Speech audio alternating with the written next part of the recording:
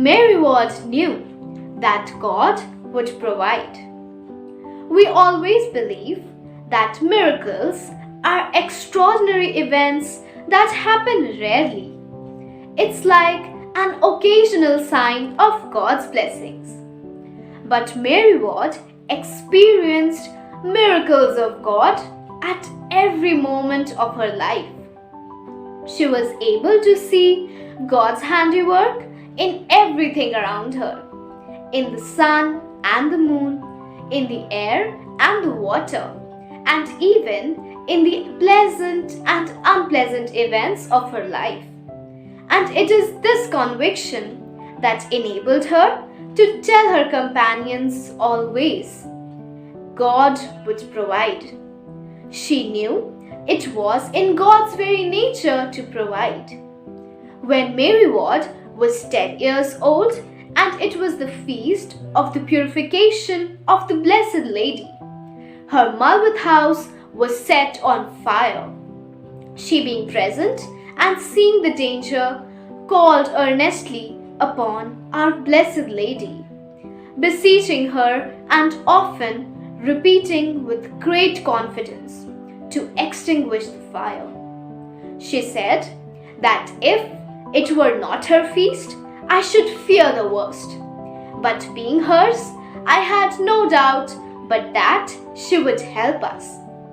Her desire for religious martyrdom was initially not supported by her family members. Even her confessor was of the opinion that she should not make herself a religious. In the situation of distress and conflict, Mary submitted herself into the hands of God.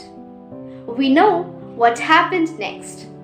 Father Holtby soon withdrew his opposition after the chalice was spilled while offering the Mass. God, in His own way, changed the heart of the good priest. We see that in the state of torment, opposition, and illness, our mother always turned to God, her only help, who without delay and as if He had awaited a similar privation, favored her with frequent and clear lights, accompanied with peace and strength of soul. Our mother knew intimately and ultimately this truth: God will provide. She knew that miracles were just His routine way of doing business. Let us understand that life is a test and a trust.